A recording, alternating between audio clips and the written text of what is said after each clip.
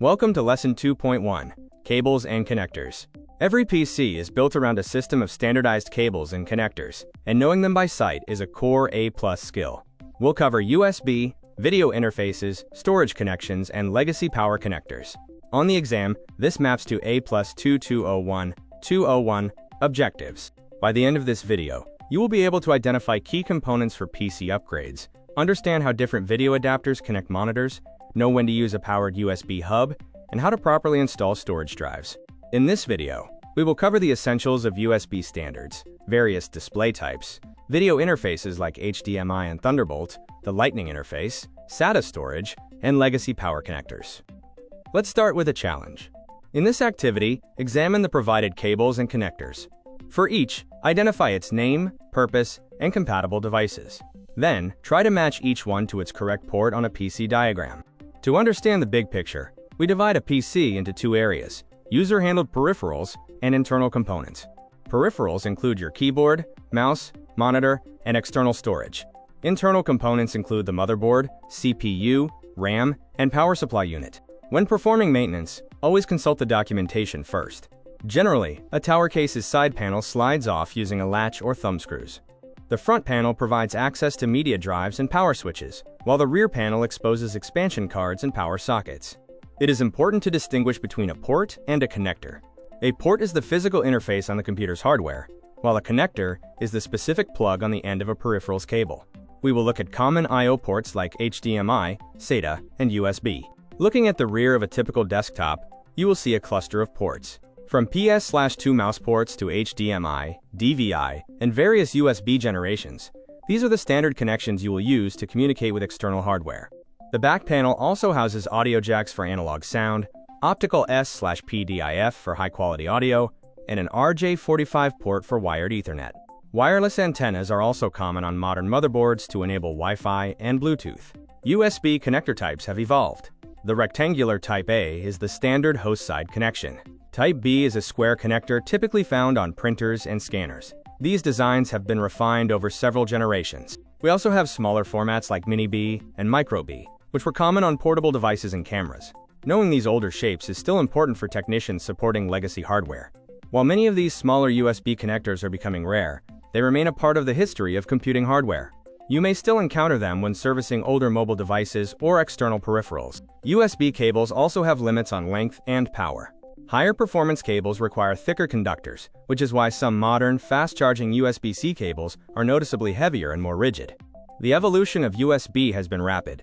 From 1.5 megabits per second in 1996 to the high-speed data and 240-watt power delivery capabilities of USB-C today, this standard has become the universal way to connect almost any device.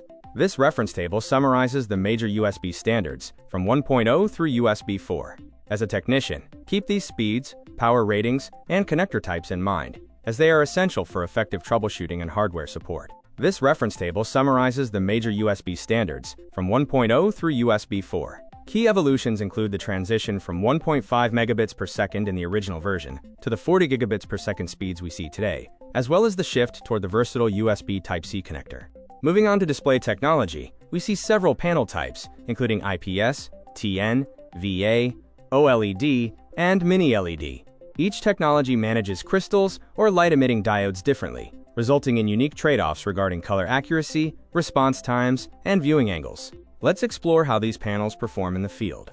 When choosing a monitor, keep the critical trade-offs in mind. High-speed response times often come at the expense of color quality, while superior color reproduction can lead to slower reaction times. OLED panels excel with true blacks and vibrant colors, but they do come with a potential for burn-in. Conversely, LCDs remain a cost-effective and durable choice with consistent brightness, though they often struggle to match the contrast levels of OLED technology. When we compare these display panels based on their best use cases, we see IPS leading for design work due to its color, while TN remains relevant for budget gaming. VA panels serve as a versatile middle ground for entertainment. It is essential to recognize these panels at a glance to provide the right advice to users. Whether selecting a high-end display for professional creative work or a basic monitor for an office environment, understanding panel performance is a key skill. Beyond the panel technology itself, several other components dictate display performance. These include the touchscreen and digitizer for input, the inverter for older backlighting systems, and crucial metrics like pixel density, resolution, and refresh rate. To wrap up, remember that refresh rates impact motion smoothness, while a wider color gamut ensures better accuracy. When evaluating or comparing two displays, these technical specifications are what truly determine the visual experience. HDMI and DisplayPort are the two primary video interfaces used today. HDMI is standard for TVs and gaming consoles, offering features like high resolution and HDR. DisplayPort is common in professional and gaming setups, supporting multiple displays on a single port, audio, and adaptive sync technologies. Thunderbolt interfaces have evolved significantly. While early versions used mini DisplayPort, modern versions rely on USB-C. Thunderbolt 3, 4, and 5 offer high-speed data, video support, and power delivery, with recent iterations supporting daisy-chaining multiple devices. The Lightning interface is primarily used on Apple devices. However, it is being phased out in favor of the industry-standard USB-C. This switch is driven by the need for a single, versatile connector that supports data, power, and video across various devices and hardware. Serial ATA, or SATA, is the standard interface for connecting internal storage drives. It utilizes a 7-pin data connector, while a separate 15-pin connector handles power. These cables are designed for internal PC use and can reach up to 1 meter in length. Properly identifying SATA cables and connectors is essential for PC building. Note the difference between the flat, compact data connector and the wider power connector. Ensuring they are seated with the correct orientation prevents connection issues during assembly. Molex power connectors provide power to legacy components. Remember that SATA data cables do not carry power. Newer drives require a specific SATA power connector. The standard wire color codes for Molex are red for 5 volts, yellow for 12 volts, and black for ground. External SATA, or eSATA, allows you to connect storage drives externally. These require a dedicated eSATA port and cables up to 2 meters long. While some versions support power via eSATA, USB has become the more popular and common choice for external drive connections. Let's review the Molex power connector color codes. Red carries 5 volts DC, yellow provides 12 volts DC, and black is the ground. These are used primarily for legacy hardware, as modern drives utilize the dedicated SATA power interface for their power needs. This visual shows the 4-pin Molex connector layout. The shape includes 2 chamfered corners, which ensures that it can only be plugged into the power source in one orientation. This design helps prevent accidental reverse connections. If you are troubleshooting a drive that fails to power on, double-check the Molex or SATA power connection. Ensure that the connector is fully seated, as an improper fit is a common cause of power-related issues in older PC systems. To summarize external SATA, it is a legacy interface that supports external drives up to 2 meters away. While specialized eSATA connectors exist, USB has largely replaced eSATA in the modern market due to its versatility and widespread compatibility. Welcome to Lesson 2.2, where we focus on motherboards. The motherboard is the central backbone of any computer. We will cover its core functions, electrostatic discharge safety, various hardware connectors, PCIe, form factors, and the process of installing expansion cards. By the end of this lesson, you will understand how to install CPUs and RAM, configure SATA drives, utilize PCIe slots for network cards, choose appropriate motherboard form factors, and correctly identify front panel headers for power and audio ports. Our coverage map includes 6 key areas: motherboard functions, electrical safety and ESD, various connectors for CPU and storage, the PCIe interface, form factor standards, and installation of peripherals like video, sound, and network interface cards. The motherboard performs 3 critical functions: acting as a communications hub via data buses, distributing power from the PSU to all components, and providing the necessary physical slots and connectors for system expansion and integration of hardware. Data buses on the motherboard are the pathways that allow components to communicate. These pathways link the CPU to the memory, storage, and expansion slots, enabling the transfer of data between the various parts of your system. The power supply unit, or PSU, is essential for converting high-voltage AC from your wall outlet into the safe, low-voltage DC power your PC components require. It also provides protection against power surges to keep your system safe. Motherboard expansion slots, specifically PCI slots, allow you to add various cards to your system. Whether you need a dedicated sound card, a network interface card, or additional storage controllers, these slots provide the physical interface for your upgrades. When looking at a motherboard, it helps to identify the major components. This diagram highlights key areas, including the CPU socket, memory slots, power connectors, and various expansion slots like PCIe and standard PCI, serving as a roadmap for your assembly. Before you begin, prioritize electrical safety and ESD prevention. Always disconnect the power cable and drain residual energy from the system before touching internal components. Always use an anti-ESD wrist strap to prevent static electricity from damaging sensitive hardware. Motherboards feature specialized connectors for core components. The CPU socket is designed to support specific processors, while system memory slots use RAM, which acts as volatile storage. Remember that RAM data is lost as soon as the power is turned off. These close-ups show the precise design of CPU and memory sockets. You will notice that these components are keyed. They are physically engineered, so they can only be inserted in one specific orientation, preventing incorrect installation. For storage, your motherboard provides SATA ports. A major benefit of the SATA interface is that it supplies power directly over the bus, eliminating the need for an extra power cable. You may also encounter M.2 slots for compact, high-speed storage. Here is an M.2 SSD installed on a motherboard. Notice the streamlined design. The drive sits flat against the surface of the board, offering a space-saving and cable-free solution for your data storage needs. PCI Express, or PCIe, is the standard for modern expansion. It utilizes point-to-point serial communication through lanes. With variations like X1, X4, X8, and X16, you can choose the right lane count to match the bandwidth needs of your expansion card. Looking at the board, you can identify PCIe slots by their varying physical lengths. Longer slots support more lanes and provide higher bandwidth, which is critical for high-performance components like dedicated graphics cards. While the legacy PCI interface is mostly replaced by PCIe, it is still worth noting the difference. PCI uses parallel communication, whereas PCIe uses serial. They are not physically interchangeable, so always check your expansion cards for compatibility. Motherboards adhere to standardized form factors. ATX is the most common for desktop PCs, offering plenty of expansion slots. ITX, including the popular Mini ITX variant, is designed for smaller systems, often used in home theaters or compact servers. Form factor size impacts functionality. As you move from standard ATX down to smaller options like Nano, Pico, or Mobile ITX, the number of available ports and expansion slots decreases significantly. Choose the form factor that best fits your build requirements. When viewed side by side, the scale difference between form factors becomes very clear. Comparing a Mini ITX board to a full-sized ATX board highlights the massive difference in physical footprint and the resulting trade-offs in available hardware connectivity.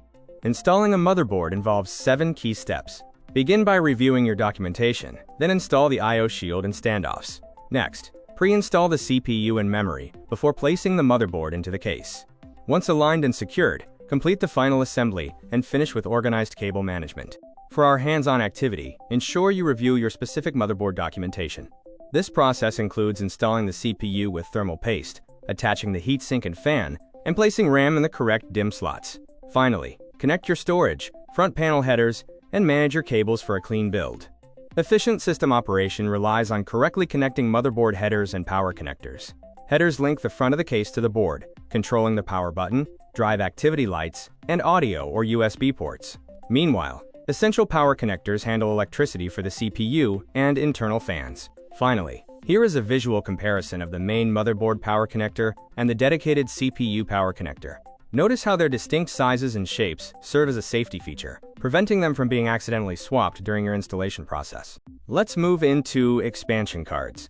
An expansion card adds functions or ports to the motherboard, and common types include video, sound, capture, and network cards. A video card generates the signal sent to a monitor, and its key features are the graphics processing unit, or GPU, graphics memory, and video ports. Here's what a modern video card looks like installed in a PCIe slot. Notice the video ports along the back bracket and the cooling fans that keep the GPU running under load. A capture card records video input and saves it as a file. Common types include game, HDMI, and TV tuner capture cards. Internal capture cards install inside the computer through a PCIe slot, giving lower latency and higher performance. External capture cards connect via USB or Thunderbolt, trading some performance for portability and easy setup. Here's what an internal PCIe capture card looks like next to a portable external one. Notice how much smaller and simpler the external option is, at the cost of raw performance. Speakers or headphones connect to a sound card, or to the motherboard's built-in audio, through a jack. Sound cards handle audio playback and recording from a microphone, and they can deliver anything from mono or stereo sound up to advanced surround sound setups. Here's a dedicated sound card next to the motherboard's built-in audio jacks. A dedicated card is usually worth it when you need better recording quality or true surround sound output. Most motherboards have an integrated Ethernet card already. To upgrade to a different network type or cabling, you install an add-on network interface card, or NIC. Choose copper or fiber optic to match the cabling in use. Some NICs provide multiple ports that can be bonded for higher bandwidth, and NICs can also connect to cellular data networks. Here's a fiber optic NIC alongside its transceiver. The transceiver is the small module that actually converts between the electrical signal on the card and the optical signal on the fiber cable. Welcome to this video on legacy cables. Older equipment doesn't disappear overnight, so techs still need to recognize and support legacy interfaces. This lesson covers DVI and VGA video cables, serial cables, and adapter cables. By the end of this video, you should be able to identify adapters for DVI, install a SCSI host bus adapter, transfer data from IDE drives, connect an RS-232 serial cable to network equipment, and understand how to use USB hubs. Here's the roadmap for this lesson. DVI and VGA video cables, serial cables, and adapter cables. These are all technologies you'll still run into on older equipment in the field. Digital Visual Interface, or DVI, supports both analog and digital output and comes in 5 types. Video Graphics Array, or VGA, was the standard for PC analog video and is now being phased out. Both are considered older technology. Here's what DVI and VGA connectors look like side by side. Notice the distinctive pin layout on each, which is how you tell the different DVI variants apart at a glance. A serial port transmits data 1 bit at a time over a single wire, and it's known as Recommended Standard 232, or RS-232. It was originally used to connect external modems, but it's still used today to configure network switches. In Windows, these are known as COM ports. Here's a serial cable and the port it connects to. This is the connector you'll reach for when you need to console into a switch or router for initial configuration. Adapter cables are essential tools in your kit. An active adapter uses internal circuitry to convert signals, such as digital to analog. A passive adapter simply connects different types without altering the signal. Common types you will encounter include video adapters, various USB adapters, hubs, and USB to Ethernet adapters. Here are examples of common adapter cables you might carry. Having a variety of these, such as USB to audio or USB-C to video adapters, helps solve unexpected connectivity issues when working with different devices in the field.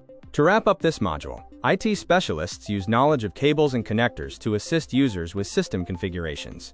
Understanding motherboard types is essential for repairs, and familiarity with legacy components remains crucial for supporting a wide range of office technology.